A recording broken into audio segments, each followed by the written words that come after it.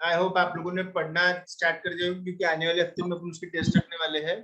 आज से अपन लोग स्टार्ट करें फाइनल पार्ट वाउचिंग का। ये हो गया कि अपना टॉपिक खत्म हो रहा, जिसका नाम है इनकम स्टेटमेंट कैप्शन। मतलब क्या कि अब अपन लोग पीएनएल कैप्शन के अंदर आ गए। अपन ने बैलेंस शीट में एसेट साइड कैप्शन खत्म करा, लायबिलिटी साइड कैप्शन खत्म करा।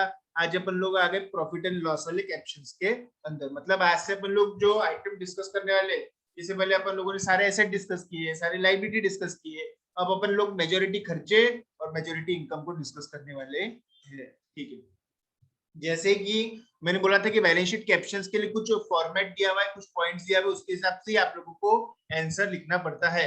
वैसे ही इनकम स्टेटमेंट कैप्शन में भी कुछ पॉइंट्स दिए, इसके हिसाब से आप लोगों को सारे के सारे आंसर बनाने के हैं। अब ये पॉइंट पे आके मैं आपको एक ही क्वेश्चन करना चाहता कि कितने लोग हैं जिनको बैलेंस शीट कैप्शंस जो अपन ने नाम रखे थे, मतलब वो जैसे कि एग्जिस्टेंस वगैरह सब जो चीजें थी, वो कितने लोगों को याद है? यस, कोई है क्या बताने वाला? बोलो तो कोई। सोमेश सोमेश सोमेश, क्या क्या बातें लिखी थी अपने बैलेंस शीट चेक करते समय? एग्जिस्टेंस, कंप्लीटनेस, हाँ मेजरमेंट, हाँ और हाँ हाँ हाँ। सबसे इंपॉर्टेंट पॉइंट भूल गए आप? Existence, completeness, valuation, valuation, measurement, disclosure presentation and disclose disclosure. Okay, चलो आगे। हाँ, जैसे कि अपन लोगों ने देखा था कि एसेट्स एंड लायबिलिटी के अंदर आप लोग एग्जिस्टेंस देखते कि क्या वो सही में वो एसेट मौजूद है क्या, क्या वो कंपनी के ऊपर सही में वो लोन है क्या। वैसा ही इनकम स्टेटमेंट कैप्शन में एग्जिस्टेंस रहता है कि परचेस एंड सेल्स जो एग्जिस्ट नहीं करते। समझ में आ रहा है क्या?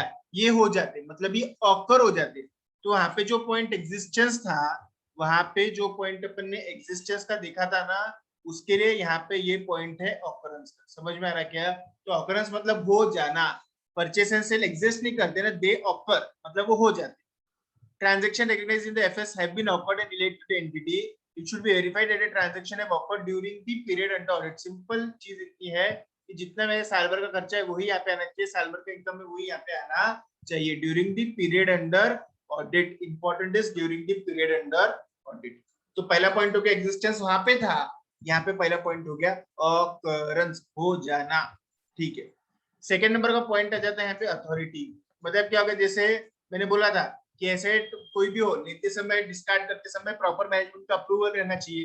वैसे ही हर खर्चा होते समय भी, हर खर्चा भले 10 रुपए 20 रुपए 10 लाख 20 लाख 50 लाख 100 लाख जितना भी हो, there should be proper authority. मतलब जिसको अलाउ है उसको ही वो उसमें वो खर्चा करना चाहिए, परमिशन लेके ही खर्चा होना चाहिए। विदाउट परमिशन मैनेजमेंट ने अगर विदाउट परमिशन बोल दिया जाओ खर्चा करो, फिर कंपनी का कोई मतलब नहीं रहेगा, जिसको जो लगे वो खर्चा कर सकता। ऐसा नहीं रहता। Auditor shall ensure that all the expenditure incurred are only after obtaining the proper authority. Important point है हाँ। All the expenditure are incurred only after proper authority. Similarly, all the income is accounted for in the books of account of the company. जैसा मैं बोल रहा कि सारे के सारे खर्चे परमिशन से होना चाहिए, वैसे ही सारी की सारी इनकम भी बुक्स में आना ही चाहिए। समझ में आ रहा है कि इंपॉर्टेंट पॉइंट क्या है? सारे के सारे खर्चे बुक्स में आना चाहिए और सारी इनकम बुक्स में आना चाहिए। ठीक है, हाँ। कंप्लीटनेस, ये तो पॉइंट उधर भी था कि सारे के सारे एसेट आए कि नहीं, सारे के सारे लायबिलिटी आएगी नहीं, सारे एसेट्स रिकॉर्ड करेगी नहीं, सारी लायबिलिटी रिकॉर्ड करेगी नहीं। All the transactions that were supposed to be recorded have been recorded in the financial statements and further transaction have been recognised in the correct accounting period. Simple है, occurrence जैसे ही है कि सही accounting period में उसका accounting होना चाहिए। और सारे खर्चे, ट्रांजैक्शन बोला है, transaction includes both expenses as well as income, आ जाना चाहिए। समझ में आ रहा? Measurement. Transactions have been recorded accurately at their appropriate amount, and further transactions have been classified and presented fairly in the financial statement. Amount सही होना चाहिए, amount appropriate होना चाहिए। appropriate amount को appropriate accounting के अंदर appropriate period में post करना चाहिए। क्या बोला मैंने? appropriate amount यानी बराबर अमाउंट रहना चाहिए, बराबर अकाउंट में जाना चाहिए और सही पीरियड का ही रहना चाहिए। All transaction entries have been posted proper and in proper accounts. Related accounts are properly debited and credited. Journal entry जो भी है entries है proper debit credit होना चाहिए। Always examine the entries in the cash book and the bank. वो cash bank से payment या फिर रिसिप्ट होगा तो वो भी भी देखना जरूरी है। Presentation and disclosure, required disclosure for expense income have been appropriately made. Ensure whether disclosures as required under India's AS standards on auditing have been done under the Companies Act. Companies Act में जो disclosure दिए हुए हैं वो सब आप लोगों ने करना चाहिए। साथ ही साथ जो भी खर्चा है उसके लिए आपका एक वाउचर बनता है, वो वाउचर भी आप लोगों ने चेक करना चाहिए। जैसे स्टेशनरी का खर्चा है 1,500 रुपए का, तो एक कंपनी में पहले 1,500 रुपए का हर रंग का वाउचर बनता। वाउचर के अंदर क्या लिखा रहता देखो, ये ऐसा एक वाउचर बनता है, ठीक है। यहाँ पे लिखते टू, यानी किसको पेमेंट कर रहे, क्यों पेमेंट कर रहे, रीजन, ठीक है। फिर यहाँ पे कारण दिया रहेगा, यहाँ पे अमाउंट लिखा रहेगा, यहाँ पे रीजन लिखा रहेगा, स्टेशनरी अमाउंट 1,500 रुपए, यहाँ पे जिसको पेमेंट किया उसका साइन, ठीक है, साइन ऑफ द रिसीवर। समझ में आ रहा कि इसको क्या बोलते हैं, हरे रंग का वाउचर। इसकी वजह से समझ में आ रहा कि क्यों किसको पेमेंट होता है, ठीक है। इसके अंदर कुछ डाउट है कि आपको ये इनकम स्टेटमेंट कैप्शन सिमिलर ही है, वैसी है, पूछो तो कुछ अगर होगा तो। Yes anybody? श्रेयरी? Yes sir. समझ लगा? Yes sir. ठीक है। इसको कुछ, इसमें किसको कुछ डाउट है क्या, फटाफट पूछो तो इसके अंदर, तो फिर आगे अपने को आराम से चले जाएंगे। वही है, सिंपल वही पॉइंट्स है, completeness, occurrence, measurement, disclosure, authority एक नया पॉइंट है, इसके लिए मैंने इसको यहाँ पे रेड मार्क करके रखी हुआ है। इसको रेड क्यों करे हुआ है, क्योंकि ये इंपॉर्टेंट भी है और ये नया है, स्पेशली फॉर पीएनएल आइटम रहता है। यस, किसको कुछ डाउट है क्या, कोई भी पूछो तो। अंजलि, कोई डाउट है क्या? नहीं सर। ओके चलो। दर्शन भैया? नहीं सर। चलो ठीक है। सबसे इंपॉर्टेंट पॉइंट यहाँ पे मैंने जैसा आप लोगों को बोला, जो मैंने रेड करके रखा है वो अथॉरिटी। खर्चा करते समय प्रॉपर अथॉरिटी रहना चाहिए। आगे बढ़ते हैं। How the control, how should auditor verify the control over sale of product and services? पहला अपन जो यहाँ पे फर्स्ट वाला पॉइंट जो देख रहे हैं यहाँ पे वो है सेल। समझ में आ रहा है? सेल से क्योंकि आती है इनकम, अपन लोग आ गए इनकम साइड में। समझ में, दो तीन चीजें तो रहती है इनकम में, एक तो सेल्स है, मतलब ये आपकी ऑपरेटिंग इनकम है, और दूसरा क्या रहता है, अदर इनकम रहता है। एक तो इनकम मतलब पहली सेल्स इनकम, और दूसरी वाली अदर इनकम। अदर इनकम के अंदर ब्याज आ गया, इंटरेस्ट आ गया, रेंट आ गया, वो सब चीजें आ गई। एक है मेजर, मतलब ये अपना मेजर सोर्स ऑफ रेवेन्यू है, ये अपना प्राइमरी सोर्स ऑफ रेवेन्यू है, इससे ही अपन लोग पैसा कमाते हैं। As a part of year end audit of an entity's financial statements. अरे आपको मेरा वीडियो दिख रहा है ना, मैं दिख रहा क्या आप लोगों को? Yes sir. नोट्स दिख रही ना, नोट्स भी दिख रही ना? हाँ yes sir. Okay, thank you. As a part of year-end audit activity of the entity's financial statement, and external accountants, मतलब कौन, statutory auditor की बात चालू है, test sale transaction and the internal control over those transaction to ensure that entity is not अपने क्या ensure करने के ऑडिटर को कि entity is not materially misstating its revenue or account receivable। यहाँ पे अकाउंट रिसीवेबल का कैसे क्या आ गया हो? यहाँ पे अपन तो बात कर रहे थे सेल की, फिर अकाउंट रिसीवेबल कहाँ से पैदा हो गया, यहाँ पे बताओ तो कि क्या बोल रहे हैं यहाँ पे, मिसस्टेटिंग इट्स रेवेन्यू, कि एंटिटी ने रेवेन्यू को गलत नहीं बताना चाहिए और अकाउंट रिसीवेबल को भी गलत नहीं बताना चाहिए। अकाउंट रिसीवेबल और सेल का क्या लेन देन है बताओ? सर क्रेडिट सेल ऑन मतलब सरी को आना ना डेटर बराबर है।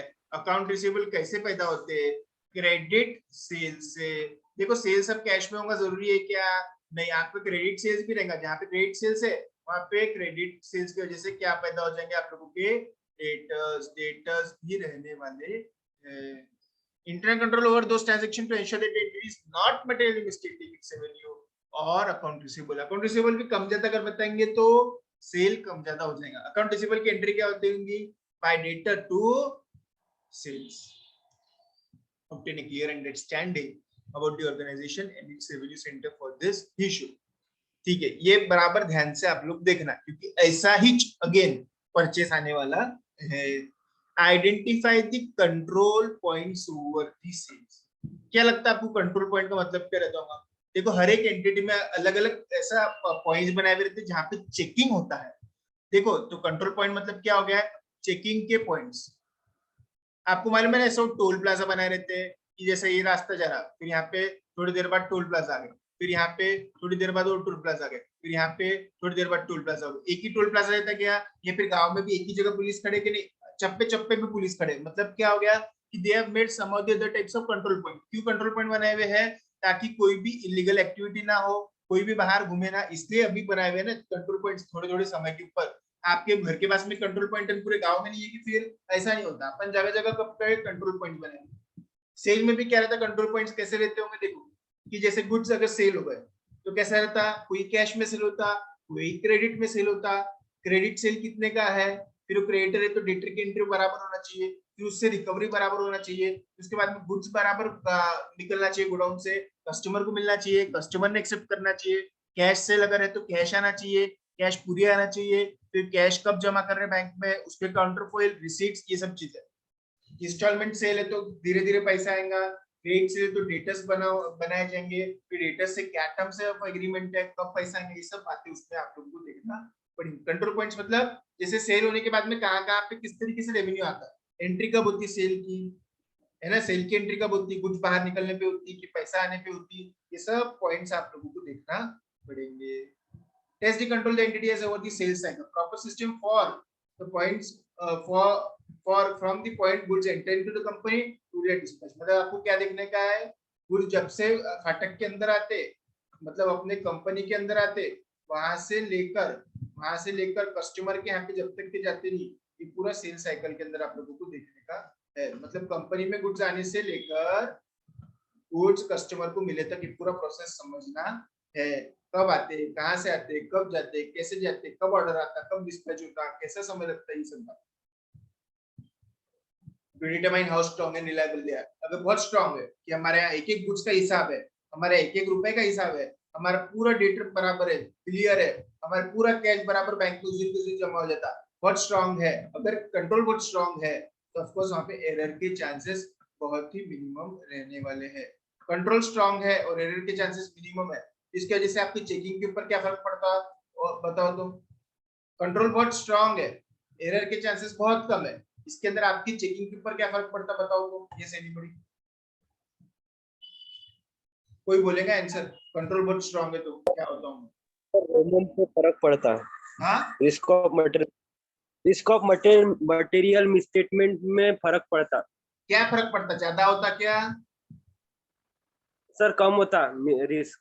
बराबर, रोमम बोला करो ना, रोमम क्या हो जाता आप लोगों का, कम हो जाता, रोमम कम हो जाता, एरर कम है तो रोमम कम हो जाता, इसके वजह से क्या होगा, फिर ऑडिट करने को ज्यादा समय लगेगा कि कम समय लगेगा, कम समय लगेगा, डिटेक्शन रिस्क कम होगा। बराबर, तो आपको लोगों के ऊपर भरोसा ज्यादा रहेगा या कम रहेगा, रोमम अगर कम है तो ज्यादा। ज्यादा, तो चेकिंग आप ज्यादा करेंगे या कम करेंगे,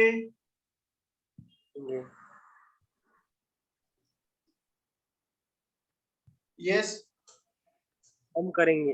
बराबर, यही मेरे को पॉइंट लेना था। अगर आपका कंट्रोल स्ट्रांग है तो लिख लेना है पे, चेकिंग कम करेंगे, रोमम कम है, एरर कम है, चेकिंग कम है, रोमम कम है, एरर कम है, चेकिंग कम, रोमम कम और एरर कम। समझ में आ रहा है आप लोगों को, तो ये तीनों पॉइंट आप लोगों को लिख लेना चाहिए, जिसकी वजह से चेकिंग और रोमम कम रहेगा, एरर के भी चांसेस कम हो जाते हैं। ठीक है, सिलेक्ट रैंडम सैंपल ट्रांजैक्शन, कुछ कस्टमर के सेल देखो, उसकी एंट्री कैसे हो रही, उसको गुड्स कब डिस्पैच हो रहे, उसको बिल किस तरीके से दिया जा रहा है, ये सब एंड टू एंड एक ट्रांजैक्शन, दो ट्रांजैक्शन सैंपलिंग बेसिस पे देखो, एंड टू एंड पूरा की पूरा सेल का ट्रांजैक्शन देखना जरूरी है। Performing substantive procedures is must, substantive मतलब क्या, टेस्ट ऑफ डिटेल, ये सब करने के बाद में कंट्रोल और सेल्स देख लिया कि बहुत स्ट्रांग कंट्रोल है, बहुत एरर कम है, इसका मतलब क्या, वॉचिंग को बंद कर देते कि नहीं, वॉचिंग तो करना है। बिल चेकिंग, तो सब्सटेंटिव ऑडिट प्रोसीजर मतलब सेल के बिल चेक करना, सेल बिल चेक करना। सब्सटेंटिव ऑडिट का procedure is consist of sale trend analysis. Substantive audit procedures के भी दो पार्ट रहते हैं, एनीबॉडी, सब्सटेंटिव ऑडिट प्रोसीजर्स के दो पार्ट रहते हैं, बताओ तो कौन से दो पार्ट रहते हो, सब्सटेंटिव ऑडिट प्रोसीजर्स के दो पार्ट रहते हैं, क्या रहते हैं, यस एनीबॉडी,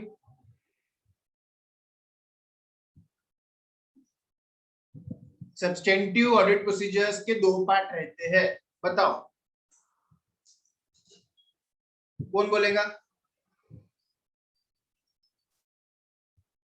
अंजलि बोलो तो। सब्स्टिट्यूटेड प्रोसीजर्स के 2 पार्ट रहते हैं। नहीं मालूम। नहीं मालूम ऐसा मत बोलना आप। नहीं मालूम नहीं पढ़ा ऐसा बोलो आप। लोकेश गांधी, सब्स्टिट्यूटेड प्रोसीजर्स के 2 पार्ट रहते हैं, 2 चीजें रहती है इसमें। सर याद नहीं है sir. Very good great. Nimish Chitlange? नहीं याद आ रहा, हाँ, नहीं पता, याद नहीं आ रहा। Very good. Himanshu Chhagani? Sir एक test of control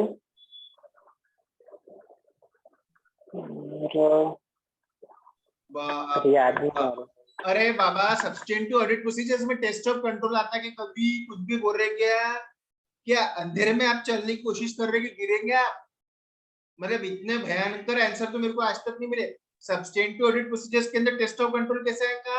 test of control तो अलग प्रोसीजर है। 2 प्रोसीजर रहते हैं ऑडिट में, एक तो टेस्ट ऑफ कंट्रोल और एक रहते हैं substituted audit procedures. Substituted audit procedure में कभी टेस्ट ऑफ कंट्रोल नहीं आता।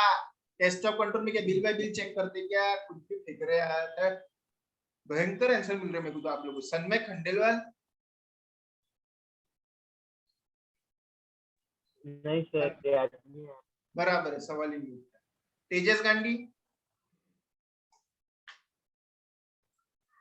नहीं सर याद नहीं है। बराबर है ना, पढ़ाई नहीं तो कहां से। तुषार शर्मा बता पाएंगे शायद? देखा तुषार? नहीं सर याद नहीं आ रहा सर। बराबर है। वैष्णवी बोरसे? नहीं पता सर। नहीं, शक्यच नाही, बरोबर आहे। गीता प्रभाकर चांभरे?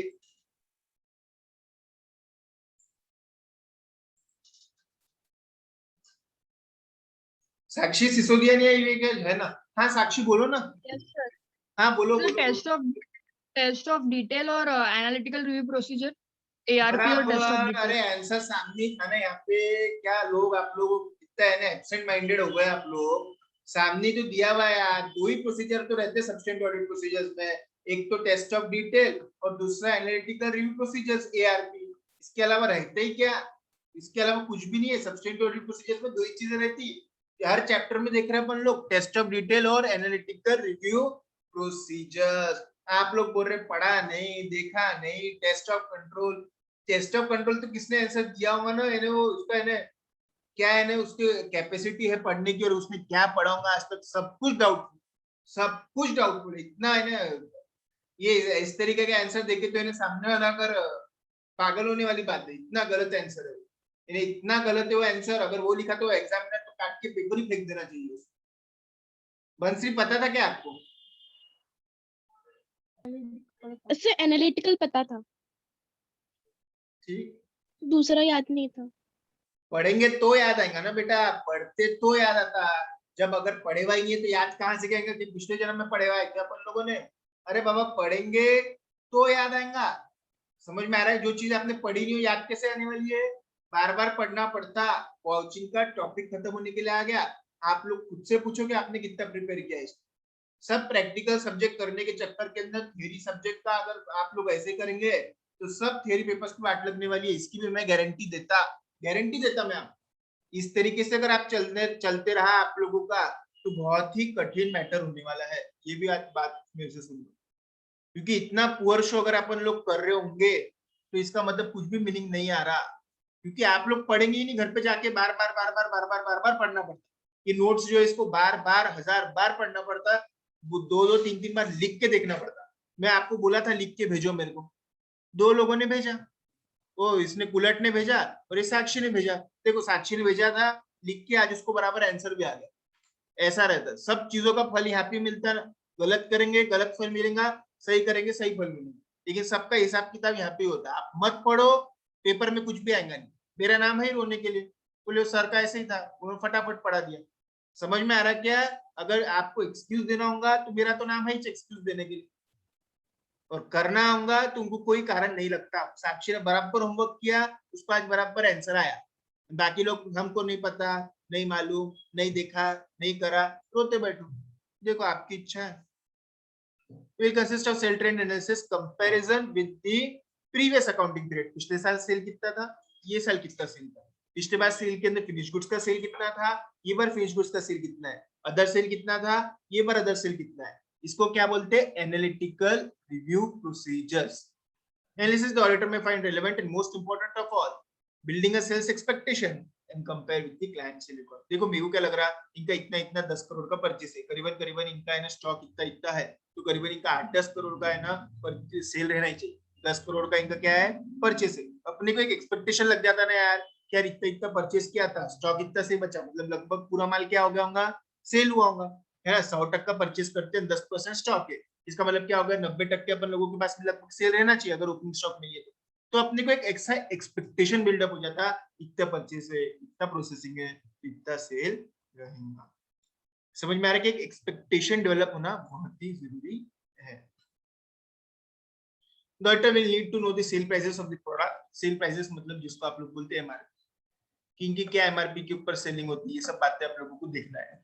सेलिंग प्राइस कितनी रहती है इनके प्रोडक्ट की, कौन सा प्रोडक्ट बेचते हैं, इनके प्रोडक्ट का सेलिंग प्राइस क्या है, इंडस्ट्री के अंदर क्या ट्रेंड चालू है, कितना जीपी रहता है, कितना एनपी रहता है, ये सब आप लोगों ने देखना चाहिए. Sale prices of the product और services over the year. Monthly average sale price per product और सर्विसेज एंड डिस्काउंट. क्या डिस्काउंट देते हैं? सेल प्राइसिंग का ये है, जैसे 10 रुपए का सेल प्राइस, इन्होंने साल भर में यूनिट सोल्ड इतना है, तो आप लोग कैसे निकाल सकते हैं? सेल का unit sold multiplied by selling price. तो आप लोगों को क्या मिल जाएगा यहाँ पे? सेल्स, टोटल सेल्स कितना है. समझ में आ रहा है ना. तो अपने यूनिट सोल्ड पूछना चाहिए, सेलिंग प्राइस पूछना चाहिए, डिस्काउंट क्या दिया वो पूछना चाहिए. साथ ही साथ जीएसटी की रिटर्न, तो जीएसटी रिटर्न में भी हर महीने का सेल दिख जाता. Occurrence, recording of sales.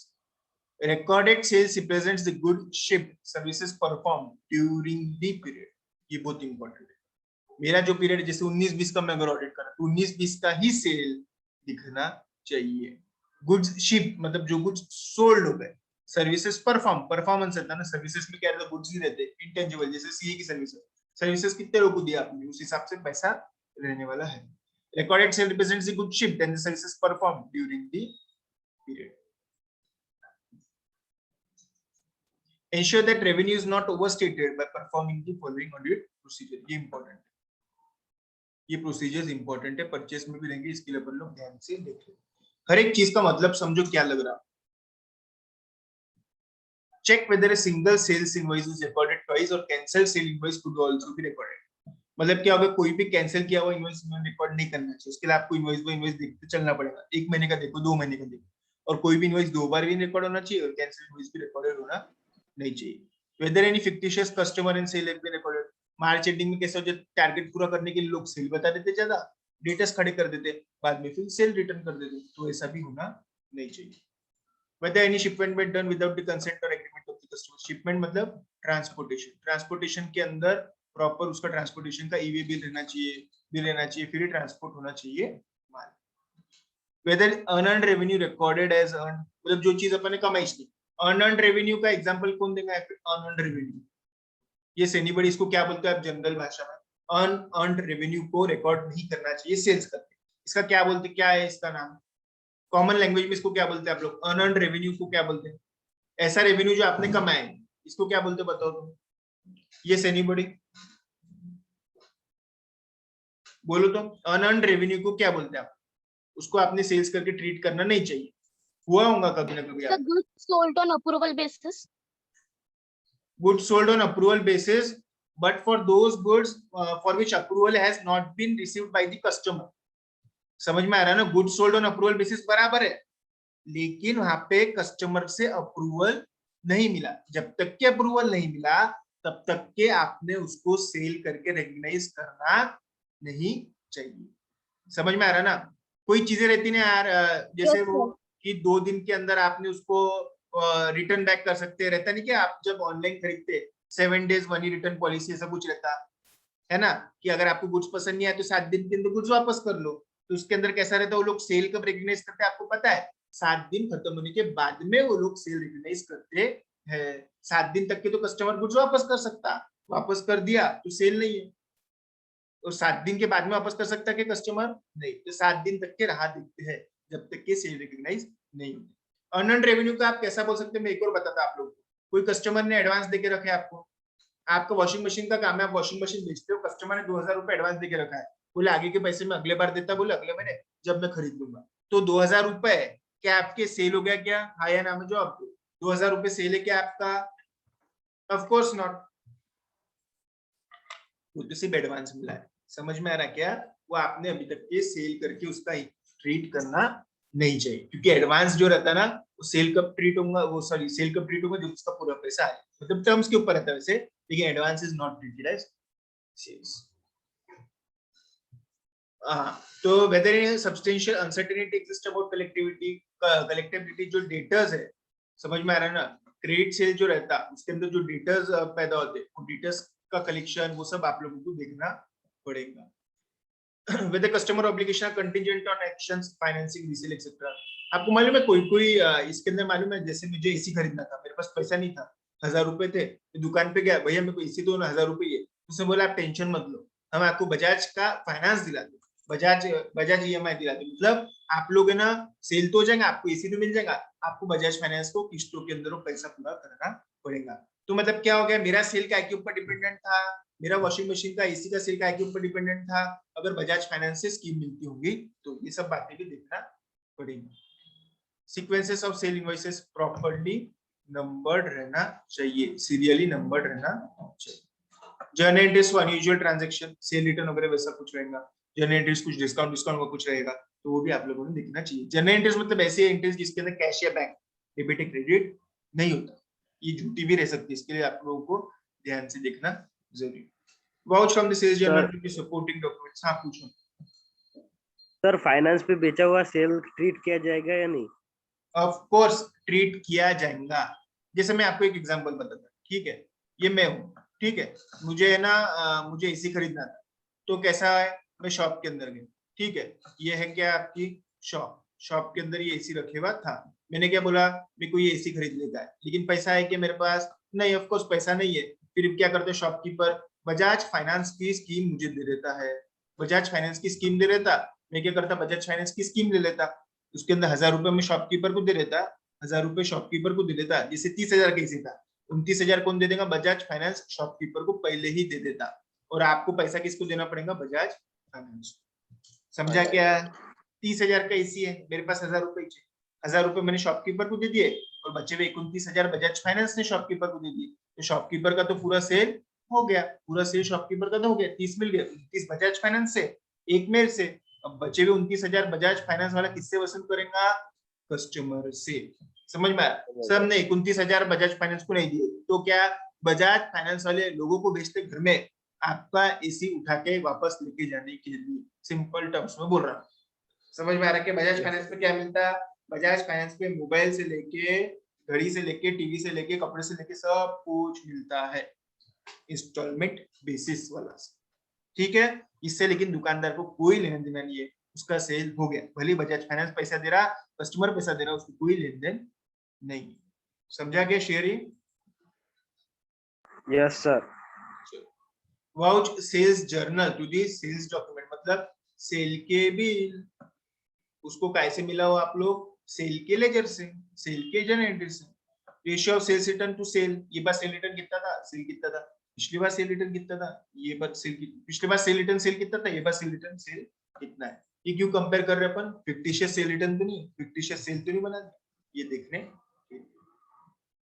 Check the sales return with the sales invoices, चालान, credit note, stock register, reversal of excise duty and sales tax etcetera. ठीक है, अभी एक्साइज ड्यूटी वगैरह का तो कार्यक्रम खत्म हो गया है, समझ में आ रहा है, सेल्स टैक्स का भी कार्यक्रम खत्म हो गया है।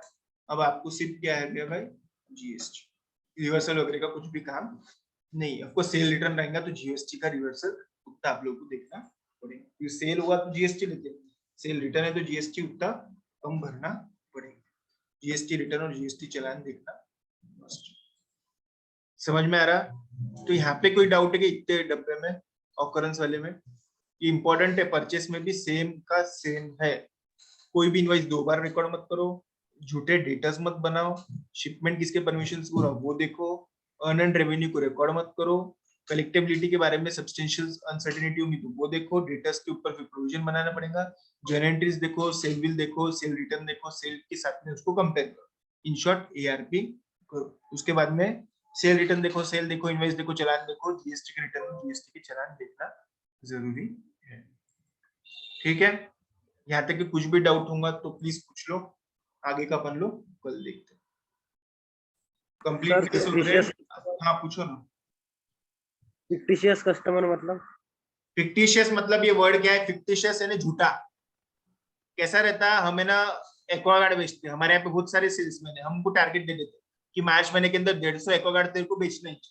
तो वो क्या करता है, 150 तो कस्टमर मिलना ही नहीं उसको, इतने सारे लोग तो बेचारे को अंदर भी नहीं आने देते। फिर क्या करता वो, क्या करता है, ABCD के नाम से सेल बिल फाड़ देता है। सबके सब क्या रहते, क्रेडिट सेल, A से पैसा आना है, B से पैसा आना है, C से पैसा आना है, D से पैसा आना है। कब? मार्च महीने में। और फिर अप्रैल महीने में क्या करता, सब सेल रिटर्न बता रहता है, इसने लिया ही नहीं, इसने लिया ही नहीं, इसने लिया ही नहीं, इसने लिया नहीं।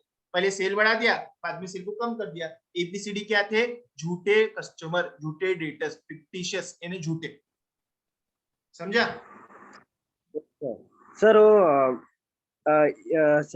ऐसा रेगुलर होता होगा तो दिखता होगा ना ऑडिट प्रोसीजर करते समय?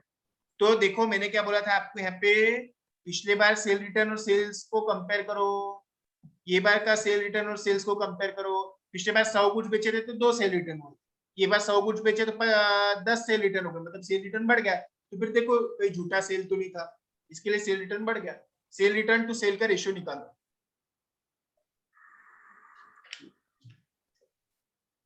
समझे? और किसको कुछ?